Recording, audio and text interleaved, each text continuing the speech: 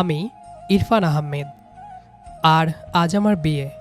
এই কথাটা এখনও যেন আমার হজম হচ্ছে না। সকাল থেকে বাড়িতে এত হইচই, অথচ আমি যেন ভেতরে ভেতরে চুপ হয়ে আছি। কারণ এই বিয়েটা আমার ইচ্ছেতে হচ্ছে না। যার সাথে আমার বিয়ে ঠিক হয়েছে তার নাম ইরা। আমার আব্বু আর ইরার আব্বু ছোটবেলার বন্ধু। তাদের বন্ধুত্ব এতটাই গভীর যে অনেক সময় মনে হয় তারা একে অপরের পরিবারের মানুষ। আর আজ সেই বন্ধুত্বের পরিণতি আমাদের বিয়ে। আমি ইরাকে চিনি না, তার সাথে আমার আগে কখনো কোনো কথা বা দেখা হয়নি। তার ছবি পর্যন্ত আমি ঠিকমতো দেখিনি। আব্বু দিয়েছিলেন, কিন্তু আমি রাগ করে দেখিনি। আব্বু যখন বললেন, ইরফান, আমি কথা দিয়ে ফেলেছি, এই বিয়ে তোকে করতেই হবে, তখন আমি অনেকবার মানা করেছি, কিন্তু কোনো লাভ হয়নি। শেষমেশ আমাকে বাধ্য হয়ে বিয়েতে রাজি হতে হলো। ঘরে আলো ঝলমল করছে, আত্মীয় স্বজনের ভিড়, সবার মুখে হাসি। আমি স্টেজে বসে আছি, সামনে ক্যামেরা, ফুল, সাজসজ্জা। মানুষজন এসে হাত মেলাচ্ছে, শুভেচ্ছা দিচ্ছে। আমি হাসি দিচ্ছি, কিন্তু ভেতরে অদ্ভুত এক শূন্যতা কাজ করছে। হঠাৎ চারপাশে একটু গুঞ্জন বাড়ে। আমি মাথা তুলে তাকাই, ইরা আসছে। লাল শাড়ি পরে, মাথা নিচু, পাশে কয়েকজন কাজিন। এই প্রথমবার ইরাকে দেখছে। আমার বুকের ভেতরটা কেমন যেন থেমে গেল এক মুহূর্তের জন্য। আমি অবাক হয়ে তাকিয়ে থাকি। আমি সুন্দরী আশা করি না, আমি শুধু ভাবি যেন সে রাগী না হয়, অহংকারী না হয়। কিন্তু ইরাকে দেখে মনে হয় সে ভীষণ শান্ত। চোখ তুলে এক মুহূর্তের জন্য তাকালো সে। আমার চোখে চোখ পড়ে 1 সেকেন্ড, তারপর সে চোখ নামিয়ে ফেলে।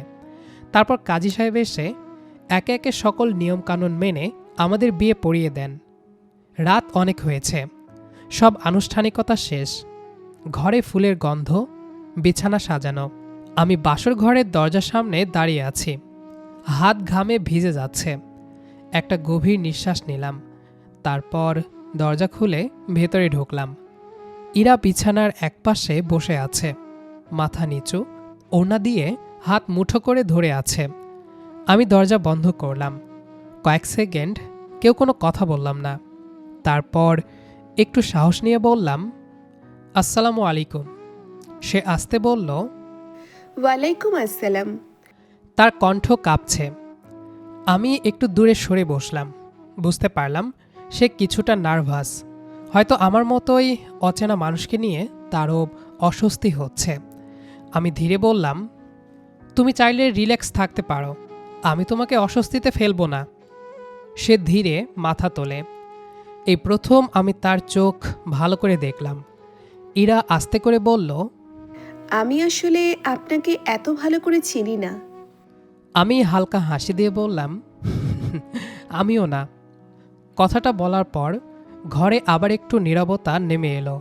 বাইরে এখনও কেউ কেউ কথা বলছে, বাসার ভেতরে হালকা শব্দ হচ্ছে, কিন্তু এই ঘরটা আলাদা। এখানে শুধু আমি আর ইরা, দুজনেই নতুন, দুজনেই অচেনা। আমি বুঝতে পারি কিছু একটা বলা দরকার, না হলে পরিস্থিতিটা আরও অস্বস্তিকর হয়ে যায়। আমি গলা পরিষ্কার করলাম, দেখো, আজকে অনেক কিছু একসাথে হয়ে গেছে। তোমার জন্য সহজ না, আমার জন্যও না।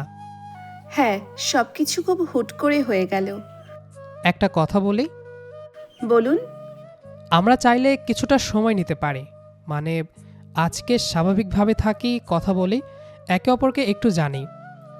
ইরা তাকালো আমার দিকে, চোখে কিছুটা কৌতূহল মিশে আছে, কিছুটা ইতস্তত বোধ করে বলল, আপনাকে দেখে তো রাজি মনে হচ্ছিল না বিয়েতে। রাজি ছিলাম না, কিন্তু না করার মতো অবস্থাও ছিল না। আব্বুর কথা আমি ফেলতে পারি না। আমার ক্ষেত্রেও প্রায় একই। তুমিও না বলতে পারো না? না, আব্বু খুব ইচ্ছে করে এই বিয়ের সিদ্ধান্তটা নেন। ছোটবেলা থেকেই আমি যা চেয়েছি তাই পেয়েছি, কখনো কোনো কিছুর অভাব বুঝতে দেননি। তাই ভেবেছিলাম যদি আমি না বলি তাহলে ওনার অনেক খারাপ লাগবে। আমি মাথা নাড়ি। মনে হচ্ছে আমরা দুজনে যেন একই জায়গায় দাঁড়িয়ে আছি। আমি বিছানার পাশে রাখা পানির গ্লাসটা এগিয়ে দিয়ে বললাম, পানি খাবে? জি। সে আমার হাত থেকে গ্লাসটা নিল। খাওয়া শেষ হতেই আমি বললাম, একটা ব্যাপার ক্লিয়ার করে নিই, আমি তোমাকে কোনো চাপ দিব না, ইচ্ছে মতো সময় নাও, আর আমিও নেই। ইরা কিছুক্ষণ চুপ থাকে, তারপর সরাসরি জিজ্ঞেস করে, আপনি কি এই বিয়েটা মানতে পারবেন? প্রশ্নটা সোজা, এড়িয়ে যাওয়ার উপায় নেই। আমি একটু ভেবে বললাম, আজকে পুরোপুরি মানতে পারছি বললে মিথ্যা হয়ে যায়, কিন্তু আমি চেষ্টা করছি, কারণ এখন আমরা একই জায়গায়। চেষ্টা না করলে অস্বস্তিটাই শুধু বাড়বে। আমিও চেষ্টা করব। কথাটা শুনে অদ্ভুত একটা শান্তি পাই। ভালোবাসা না, নাটক না, শুধু একটা বাস্তব সিদ্ধান্ত। আচ্ছা, তুমি কি করো? অনার্স শেষ করেছি, এখনো রেজাল্ট দেয়নি, মাঝে মাঝে স্টুডেন্ট পড়াই। ভালো, স্টুডেন্ট পড়ানো ধৈর্যের কাজ। আর আপনি? অফিস সামলাই, আব্বুর সাথে ব্যবসা দেখি, বেশিরভাগ সময় কাজেই থাকি। ধীরে ধীরে কথা এগোয়, খুব গভীর কিছু না, ছোট ছোট বিষয়। সময় কেটে যায় কিন্তু টের পাই না। এক সময় আমি বললাম, অনেক রাত হয়ে গেছে, এবার ঘুমানোর দরকার, তুমি এই পাশে ঘুমাও আর আমি ওই পাশে থাকি। ঠিক আছে। আমি লাইটটা অফ করে ডিম লাইটটা জ্বালিয়ে দিলাম। দুজনেই চুপচাপ শুয়ে আছি, মাঝখানে সামান্য দূরত্ব। সেই দূরত্বটা অস্বস্তিকর না, বরং সময়ের। কিছুক্ষণ পর ইরা আসতে বলল, শুনছেন? হুম। থ্যাঙ্কস। কেন? এই যে এত বোঝার জন্য। আমরাও তো একই নৌকায় আছি, না বুঝে তো আর উপায় নেই। ইরা হালকা হাসল, তারপর আর কোনো কথা হলো না। ধীরে ধীরে দুজন ঘুমিয়ে পড়লাম, কিন্তু ঘুমানোর আগে একটা ব্যাপার পরিষ্কার বুঝলাম, বিয়েটা হয়তো হুট করে হয়েছে, কিন্তু সম্পর্কটা কেমন হবে সেটা আজ থেকে আমরা ঠিক করব। সকালটা শুরু হলো একটু অন্যভাবে। আমি ঘুম থেকে উঠলাম হালকা শব্দে, বাইরে কারো হাসির আওয়াজ। চোখ খুলে প্রথমে কিছুক্ষণ বোঝার চেষ্টা করলাম আমি কোথায়। তারপর পাশ ফিরতেই দেখি ইরা শান্ত হয়ে ঘুমিয়ে আছে, মুখটা একদম বাচ্চাদের মতো লাগছে। রাতের সেই নার্ভাস ভাবটা নেই। সকালের আলো জানালা দিয়ে এসে ওর মুখে পড়ছে। এক মুহূর্তের জন্য মনে হলো, সত্যি এই মেয়েটা এখন আমার স্ত্রী। ঠিক তখনই দরজায় হালকা টোকা। কে? ইরফান, আমি তোমার ভাবি। বলি, তোমাদের ঘুম কি শেষ হয়নি? প্রথম দিনেই এত ঘুমালে বাকি দিন কি করবে দুজন? আমি উঠে বসলাম। ইরাও চমকে উঠল, চোখ বড় বড় করে আমার দিকে তাকালো, তারপর লজ্জায় মাথা নিচু করল। লজ্জায় ওর কান লাল হয়ে গেছে। আমি দরজার কাছে গিয়ে বললাম, আসছি ভাবি, একটু সময় দাও। বাহ, এখনো সময় চাইছো? আমি আর উপায় না পেয়ে দরজা খুলতেই দেখি ভাবি আর কাজিনরা দাঁড়িয়ে আছে। এতজনকে দেখে আমি চমকে গেলাম, যেন মনে হচ্ছে হামলা করার জন্য এতক্ষণ তারা অপেক্ষা করছিল। তখনই আমার খালাতো ভাই অনিক বলে উঠল, কি রে ইরফান, রাতে কি নাইট ডিউটি করেছিস নাকি? চোখ এভাবে লাল হয়ে আছে কেন? ফালতু কথা বলিস না একদম। আরে আরে, তুই এত লাজুক হলি কবে থেকে? লজ্জায় তো দেখি গাল দুটো লাল হয়ে গেছে। তখনই ভাবি সাথে সাথে বলে উঠল, আরে আরে থামো, বেচারা নতুন বিয়ে করেছে, একটু একটু লজ্জা তো থাকবেই। আমি বিরক্ত হয়ে বললাম, কি শুরু করেছো তোমরা সকাল সকাল? আর কোনো কাজ কি নেই তোমাদের? ওরা আমাকে সাইড করে ভেতরে ঢুকে গেল। ইরা তখন বিছানার পাশে বসে ওড়না টেনে নিল। ভাবি গিয়ে পাশে বসে বলল, এই যে আমাদের নতুন বউ, কেমন ঘুম হলো? জি ভালো। তা তো দেখেই বুঝতে পারছি। তো কেমন ছিল বাসর রাত? ভাবি, থামবে তোমরা? সবাই হেসে উঠল। ইরা একদম লজ্জায় লাল হয়ে গেছে। অনিক বলে উঠল, আচ্ছা শোনো, আজ কিন্তু রান্নাঘরে নামতে হবে। নতুন বউয়ের হাতে চা না খেলে বিয়ে সম্পূর্ণ হয় না। ওকে আজই কাজে লাগাবি? আরে বাবা, কাজ না, শুধুমাত্র চা বানাবে, আর আমরাও পাশে থাকবো। আমি ইরার দিকে তাকিয়ে চোখে চোখ রেখেই প্রশ্ন করলাম, পারবে তো? সে চোখ নামিয়ে ইশারা করল, মানে পারবে। কিছুক্ষণ পর ইরা ফ্রেশ হয়ে নিচে গেল, আমিও নামলাম। নামতে দেখি পুরো বাড়ি জমজমাট, আত্মীয় স্বজন এখনও অনেকেই আছে। কেউ নাস্তা খাচ্ছে, কেউ গল্প করছে। রান্নাঘরের সামনে দাঁড়িয়ে দেখি ইরা চা বানাচ্ছে, পাশে ভাবিরা দাঁড়িয়ে এটা ওটা বলে দিচ্ছে। ইরা চুপচাপ মন দিয়ে নিজের কাজ করছে, মাঝে মাঝে চোখ তুলে আমাকে দেখছে। আমি ইচ্ছা করে একটু সিরিয়াস মুখে দাঁড়িয়ে থাকলাম। চা বানানো শেষ হলে সবার আগে আমাকে ধরিয়ে দিল। এই নিন, খেয়ে বলুন কেমন হয়েছে। সবাই তাকিয়ে আছে। আমি এক চুমুক দিয়ে ইচ্ছে করে কয়েক সেকেন্ড চুপ থাকলাম। ইরার মুখের রং পাল্টে গেল। তারপর আমি বললাম, ভালো হয়েছে। পেছন থেকে অনেক বলল, শুধু ভালো? না, অনেক ভালো। ইরা মুচকি হাসল। তারপর শুরু হলো আরেক পর্ব। সব কাজিনরা এসে বলতে লাগলো সবাই মিলে একসাথে ছবি তুলবে। আমি বললাম ঠিক আছে। ছবি তোলার সময় ইরা আমার পাশে দাঁড়ালো, একটু দূরত্ব বজায় রেখে। ফটোগ্রাফার বলল, ভাই একটু কাছে এসে দাঁড়ান, এইভাবে ভালো লাগছে না। আমরা দুজনেই অস্বস্তিতে পড়লাম। শেষমেশ আমি আস্তে করে ওর পাশে দাঁড়ালাম। তারপর এক এক করে সবার সাথে ছবি তুললাম। দুপুরের দিকে আবার ভাবিদের দুষ্টুমি শুরু। আচ্ছা ইরা, ইরফান মানুষটা কেমন? ইরা আমার দিকে তাকিয়ে বলল, ভালো। শুধু ভালো? দেখো, এভাবে থাকলে কিন্তু প্রেম হয়ে যাবে দ্রুত। কথাটা শুনে আমি আর ইরা দুজনেই চুপ, কিন্তু ভেতরে অদ্ভুত একটা নরম অনুভূতি কাজ করল। বিকেলের দিকে একটু শান্ত সময় পেলাম। ছাদে হালকা বাতাস। আমি দাঁড়িয়েছিলাম। কিছুক্ষণ পর ইরা আস্তে করে পাশে এসে দাঁড়ালো। নিচে এখনও হাসাহাসি চলছে। আমি ভাবছিলাম এই প্রথমে একটু স্বাভাবিকভাবে কথা বলা যাবে, কেউ আশেপাশে নেই। আমি বললাম, আজকের দিনটা কেমন গেল তোমার? ইরা কিছুক্ষণ চুপ থেকে বলল, অদ্ভুত। সকালে খুব অস্বস্তি লাগছিল, এখন একটু কমেছে। আমারও একই অবস্থা। দেখো, আমরা যেহেতু একই অবস্থায় পড়েছি, তাই কোনো কিছুর অসুবিধা হলে আমাকে জানাবে। ইরা মাথা নাড়ল। ঠিক তখনই নিচ থেকে আরও আওয়াজ ভেসে এলো। এই, ছাদে কি গোপন মিটিং হচ্ছে? আমি বিরক্ত হলাম এক সেকেন্ডের জন্য। ইরা আমার দিকে তাকালো। 2 মিনিটের মধ্যে 3 জন কাজিন আর বড় ভাবি ছাদে উঠে এলো। ভাবি এসে বলতে শুরু করলো, ওমা, বিয়ের প্রথম দিনেই এত আলোচনা? অনেক পাশে দাঁড়িয়ে বলল, ভাইয়া তো দেখি প্রেমের ক্লাস নিচ্ছ। আমি বিরক্ত হয়ে বললাম, তোমাদের কি কোনো কাজ নেই? আছে তো, নতুন ভর বউকে দেখে রাখা, তাদেরকে একা ছাড়লে চলবে? আচ্ছা ভাবি, বলেন তো ভাইয়া কি কি কথা বলেছে? কিছু না। কিছু না মানে? এতক্ষণ ধরে দাঁড়িয়ে আছেন আর বলছেন কিছু না? সবাই হাসতে লাগলো। আমি আর কিছু বললাম না, সরাসরি সিঁড়ির দিকে হাঁটা দিলাম।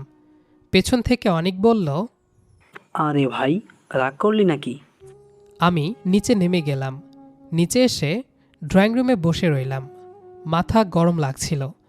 এমনিতে অস্বস্তিকর পরিস্থিতি, তার ওপর সবাই মশকরা করছে। 5 মিনিট পর ইরা আস্তে করে নিচে নামল। দেখলাম ও একটু দূরে বসে আছে, কথা বলছে না, শুধু হাসিমুখ করে সবার কথা শুনছে। মাঝে মাঝে চোখে চোখ পড়ছে। ওর চোখে স্পষ্ট অস্বস্তি। ভাবি এসে বলল, ইরফান, এভাবে বউকে একা রেখে চলে এলে যে? ও একা না, আপনারা তো আছেন। ভাবি আমার দিকে তাকিয়ে বুঝল আমি সত্যি বিরক্ত। তারপর একটু স্বাভাবিক হলো পরিবেশ। রাতে আবার খাওয়া দাওয়া শুরু হলো। বড় টেবিলে সবাই বসেছে। আমাকে ইরার পাশে বসানো হলো। ভাবি ইচ্ছে করে বলল, ইরফান, একে অপরকে খাবার নিয়ে দাও। আমি একটু অস্বস্তিতে পড়লাম। ইরা চুপচাপ আমার প্লেটে ভাত দিল। আমি ডাল এগিয়ে দিলাম ওর দিকে। আমাদের হাত এক মুহূর্ত ছুঁয়ে গেল। আমি মাথা নিচু করে খেতে লাগলাম। খাওয়ার মাঝখানে অনেক আবার শুরু করলো, কিরে, এত কম খাচ্ছিস কেন? ভাবি কি ডাইট করতে বলছে নাকি? তুই একটু চুপ থাকবি, নয়তো এক লাথি দিয়ে চেয়ার থেকে ফেলে দিব। এই দেখো, বিয়ের একদিনেই রাগ বেড়ে গেছে। আমি আর কিছু না বলে চুপচাপ খেতে লাগলাম। ইরা মাথা নিচু করে আছে। খাওয়া শেষ হতে হতে প্রায় 10:30 বেজে গেল। এক এক করে সবাই যে যার রুমে চলে যেতে লাগলো। ড্রয়িং রুমের আলো এখনও জ্বলছে, কিন্তু কোনো কোলাহল নেই। আমি সোফায় বসে ফোন দেখছিলাম। ইরা রান্নাঘরের দিকে গেছে ভাবিদের সাথে, কিন্তু খুব বেশি কথা বলছে না, শুধু হাসি মুখে হ্যাঁ না জি বলছে। ভাবি হঠাৎ বলল, আচ্ছা ইরা, ইরফান ছোটবেলায় খুব বদমাশ ছিল জানো? অনিক সাথে সাথে বলল, ছিল না, এখন আছে। ইরা 1 সেকেন্ডের জন্য আমার দিকে তাকালো। দেখে মনে হচ্ছে খুব কষ্ট করে হাসি চেপে রেখেছে। তারপর সব কিছু গোছাতে প্রায় 11টা বেজে গেল। তারপর আমি আর ইরা রুমের ভেতরে গেলাম। আমি শার্ট খুলে চেয়ারটায় রাখলাম। ইরা ড্রেসিং টেবিলের সামনে দাঁড়িয়ে চুল আঁচড়াচ্ছে।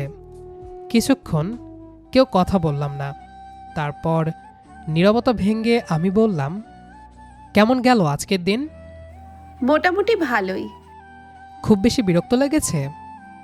না, আপনার বাসার সবাই অনেক মিশুক স্বভাবের। আমি বিছানার একপাশে বসে আছি। ইরা চুল আঁচড়ানো শেষ করে ধীরে এসে বসল। ঘরের ভেতর আজ আর সেই বাসরাতের অস্বস্তি নেই, কিন্তু পুরো স্বাভাবিকতাও নেই, মাঝামাঝি একটা অবস্থা। আমি বললাম, তুমি আসলে খুব চুপচাপ মানুষ। চুপচাপ না, নতুন জায়গায় গেলে একটু সময় লাগে মানাতে। আজকে সবাই অনেক ইয়ার্কি ফ্যাজলামো করেছে। কিন্তু আপনি বেশি রেগে গিয়েছিলেন। রাগার মতো কাজ হলে তো রাগ করবই। ইরা কয়েক সেকেন্ড চুপ করে থাকলো, তারপর ধীরে বলল, কালকে কিন্তু আমাদের বাসায় যেতে হবে। জানি, আম্মু বলেছে। কেমন যেন একটু নার্ভাস লাগছে, কারণ এখন সবাই আমাকে অন্যভাবে দেখবে। আমাকে তো আরও বেশি দেখবে, জামাই বলে কথা। ভয় পাবেন না, কেউ আপনাকে কিচ্ছু করবে না। এভাবে আরও কিছুক্ষণ কথা বলে দুজনেই ঘুমিয়ে পড়লাম। পরের দিন দুপুরের দিকে আমরা ইরাদের বাসায় পৌঁছালাম। ভেতরে ঢুকতেই ইরার আম্মু মানে আমার শাশুড়ি এসে ইরাকে জড়িয়ে ধরলেন। তারপর আমার দিকে এগিয়ে এলেন। আমি সালাম দিয়ে ভালো মন্দ জিজ্ঞেস করলাম। ড্রয়িং রুমে বসতেই ইরার ছোট বোন মীরা এসে বলল, দুলা ভাই, চা না কফি? আমি হেসে বললাম, তুমি যেটা খাওয়াবে সেটাই খাবো। সবাই আমাকে খুব খাতির করছে, কিন্তু আমার চোখ বারবার ইরার দিকে যাচ্ছে। এখানে ও অন্যরকম, মন খুলে কথা বলছে, হাসছে। আমি বুঝলাম এটাই ওর আসল রূপ। কিছুক্ষণ পর ও আমার পাশে এসে আসতে বলল, কেমন লাগছে? ভালো। কোনো কিছুর প্রয়োজন হলে অবশ্যই আমাকে জানাবেন। বিকেলে ছাদে দুজন দাঁড়িয়ে আছি। আকাশে বিকেলের রং বদলাচ্ছে। কমলা গোলাপি হালকা নীল মিশে এক অদ্ভুত শান্ত ছবি তৈরি হয়েছে। চারপাশে শহরের শব্দ থাকলেও ছাদের এই কোণাটা যেন আলাদা এক জগৎ। ইরা রেলিংয়ে হালকা ভর দিয়ে দাঁড়িয়ে আছে। বাতাসে ওর চুল বারবার মুখে এসে লাগছে, একবার দুবার। তারপর বিরক্ত হয়ে ও চুল কানে গুজে নিল। আমি চুপচাপ দাঁড়িয়ে দেখছিলাম। আগে কখনো খেয়াল করিনি, কিন্তু আজ মনে হলো ওর হাসিটা খুব সহজ, খুব নির্ভেজাল। আমি আসতে বললাম, আজকে তোমাকে অনেক হালকা লাগছে। ইরা একটু অবাক হয়ে তাকালো। হালকা মানে? মানে এখন তোমাকে দেখলে মনে হচ্ছে তুমি স্বস্তিতে আছো। নিজের জায়গায় থাকলে মানুষ একটু সাহস পায়, আর এখন আপনাকেও আগের মতো অচেনা লাগছে না। কথাটা শুনে আমার বুকের ভেতর হালকা কাঁপন উঠল। এত সহজ একটা বাক্য, কিন্তু এর ভেতরে কত বড় পরিবর্তন। আমি হালকা হেসে বললাম, তাহলে একটু একটু করে পরিচয় বাড়ছে। হয়তো। একটা কথা জিজ্ঞেস করি? করুন। যদি সময়টা অন্যরকম হতো, মানে যদি আমাদের বিয়েটা হুট করে না হয়ে ধীরে ধীরে হতো, তাহলে কি তুমি রাজি হতে? ইরা কিছুক্ষণ আকাশের দিকে তাকিয়ে রইল। তারপর বলল, জানি না, হয়তো প্রথমে না বলতাম, কারণ আমি কাউকে না জেনে এত বড় সিদ্ধান্ত নিতে ভয় পাই। কিন্তু এখন মনে হচ্ছে মানুষকে সময় দিলে তাকে বোঝা যায়। তাহলে আমাকে কি বোঝা যাচ্ছে? ইরা এবার সরাসরি আমার চোখের দিকে তাকালো। কিছুটা। বলো তো শুনি। কি বলবো? যে কোনো কিছু। আমাকে নিয়ে এক লাইন। আপনি কিছুটা রাগী, কিন্তু ভেতরে অনেক নরম। আমি হেসে ফেললাম। এত তাড়াতাড়ি বুঝে ফেললে? কাউকে বুঝতে বছরের পর বছর লাগে, আর কাউকে বুঝতে একদিনই যথেষ্ট। পার্থক্যটা শুধু বিপরীতে থাকা মানুষটার আচরণ। আমি আর কিছু বললাম না। ইরা আবারও বলল, ধন্যবাদ। কিসের জন্য? সব কিছুর জন্য। প্রথম দিন থেকে এই পর্যন্ত সময় দেওয়ার জন্য, আমাকে বোঝার জন্য, আর আজকে পাশে দাঁড়ানোর জন্য। আমি জানি আমাদের বিয়েটা গল্পের মতো শুরু হয়নি, কিন্তু আমরা চাইলে এটাকে সুন্দর বানাতে পারি ধীরে ধীরে। ইরা একটু এগিয়ে এসে রেলিংয়ে আমার পাশে দাঁড়ালো। আমাদের কাঁধ প্রায় ছুঁয়ে আছে। সে আস্তে বলল, আমি তাড়াহুড়ো চাই না, আমি বন্ধুত্ব চাই আগে, যেন একদিন হঠাৎ করে বুঝতে পারি আপনি ছাড়া আমার দিনটা অসম্পূর্ণ। আমার বুকের ভেতর শব্দটা এবার স্পষ্ট শোনা গেল। আমি বললাম, তাহলে শুরু করি বন্ধুত্ব দিয়ে। ওকে। ইরা হাত বাড়িয়ে দিল। আমি কয়েক সেকেন্ড ওর দিকে তাকিয়ে রইলাম। তারপর হাত বাড়িয়ে ওর হাত ধরলাম। হাত ছাড়ানোর পরও মনে হলো স্পর্শটা রয়ে গেছে। তখনই নিচে থেকে মীরার ডাক ভেসে এলো। আপু, দুলাভাই, নিচে আসো, ছবি তুলবো। দেখলেন, আমাদের একা থাকতে দেয় না কেউ। সমস্যা নেই, সময় তো আমাদেরই। নিচে নামার আগে আমি একবার থেমে বললাম, ইরা, তুমি যখন হাসো, সত্যি বলছি, একদম অন্যরকম সুন্দর লাগে। ইরা থেমে গেল, চোখে লাজুকতাই স্পষ্ট। তারপর আস্তে করে বলল, তাহলে এখন থেকে আমাকে হাসানোর দায়িত্ব আপনার। চেষ্টা করব। ইরা আর কিছু বলল না, শুধু হালকা মাথা নিচু করল। ওর ঠোঁটের কোণে যে হাসিটা ছিল সেটা আমি স্পষ্ট দেখলাম। নিচে নেমে আমরা সবার সাথে ছবি তুললাম। হাসাহাসি, ঠাট্টা, খুনসুটি সব কিছুর মাঝেও আজ একটা পার্থক্য ছিল।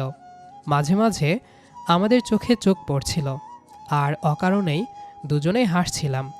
কেউ বুঝতে পারছে না, কিন্তু আমরা বুঝছি ভেতরে ভেতরে কিছু বদলাচ্ছে। রাতের খাওয়া শেষ হতেই যে যার ঘরে চলে গেল। ড্রয়িং রুমের আলো নরম হয়ে এসেছে। আমরা দুজন এবার রুমে ঢুকলাম। আমি জানালার পাশে গিয়ে দাঁড়ালাম। বাইরে হালকা বাতাস। ইরা ধীরে ধীরে গয়না খুলছে। আয়নার সামনে দাঁড়িয়ে চুড়ি খুলতে গিয়ে একটু কষ্ট হচ্ছিল। আমি এগিয়ে গিয়ে বললাম, সাহায্য করব? ইরা এক সেকেন্ড থেমে আমার দিকে তাকালো, তারপর আস্তে করে হাত বাড়িয়ে দিল। আমি খুব সাবধানে চুড়িগুলো খুলে দিতে লাগলাম। অকারণেই আমাদের হাত আবার ছুঁয়ে গেল। এবার কেউ হাত সরিয়ে নিল না সঙ্গে সঙ্গে। কয়েক সেকেন্ড সময় যেন থেমে রইল। ইরা আস্তে বলল, আজকে দিনটা আগের দিনের চেয়ে অনেক ভালো ছিল, কারণ আজকে আপনি কম বিরক্ত হয়েছেন। মানে শব্দ আমার? না, শুধু ভুলটা বলে দিলাম। কথাটা শুনে আমি কিছু বললাম না, শুধু তাকিয়ে রইলাম। কারণ যে ওর চোখের ভেতর সেই আগের ভয়টা পুরোপুরি মিলিয়ে গেছে বুঝতেই পারিনি। আমি বিছানায় বসে বললাম, ইরা, একটা কথা বলবো? বলুন। আজকে ছাদে তুমি বলেছিলে একদিন হঠাৎ করে যেন বুঝতে পারো আমি ছাড়া তোমার দিন অসম্পূর্ণ। আমি চাই সেই দিনটা আসুক, কিন্তু জোর করে না, ধীরে ধীরে। তাহলে প্রতিদিন একটু করে চেষ্টা করি। কিসের? একে অপরকে ভালো রাখার। ঠিক আছে। ঘরের ভেতর হালকা নীরবতা, কিন্তু আমাদের মাঝে সেই অস্বস্তির দেওয়ালটা আর নেই। আছে এক ধরনের নিশ্চুপ বোঝাপড়া। আমি লাইট অফ করে শুধু ডিম লাইটটা জ্বালিয়ে দিলাম। কিছুক্ষণ চুপ থাকার পর ইরা আস্তে বলল, শুনছেন? হুম। যদি কোনোদিন আমি অকারণে রেগে যাই, চুপ হয়ে যাই, তখন ছেড়ে যাবেন না তো? না, আর যদি কোনোদিন আমি কাজে চাপে বদলে যাই, তখন তুমিও ছেড়ে যেও না। ইরা মৃদু হাসল। ঠিক আছে, ডিল? হুম, ডিল। কিছুক্ষণ পর ওর নিঃশ্বাস ধীরে ধীরে নিয়মিত হয়ে গেল। বুঝলাম ঘুমিয়ে পড়েছে। আমি ছাদের বিকেলের আকাশটা মনে করলাম। সেই কমলা গোলাপি রঙের মতোই আজকের সম্পর্কটা।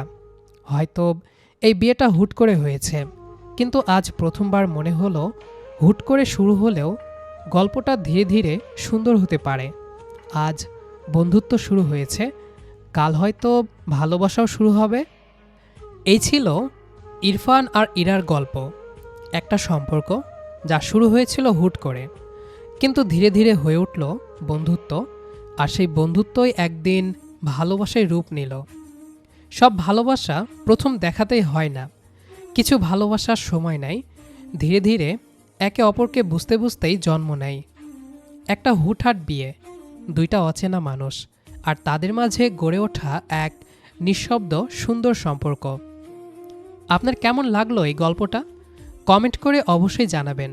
ভিডিওটি ভালো লাগলে লাইক দিন, আর এমন আরও হৃদয় ছোঁয়া ভালোবাসার গল্প শুনতে এখনই আমাদের চ্যানেলটি সাবস্ক্রাইব করে পাশে থাকুন। আপনাদের ভালোবাসা আর সাপোর্টে আমাদের এগিয়ে যাওয়ার প্রেরণা। আজকের মতো এখানেই বিদায়। আবার দেখা হবে নতুন কোনো ভালোবাসার গল্পে। ভালো থাকুন, ভালোবাসায় থাকুন।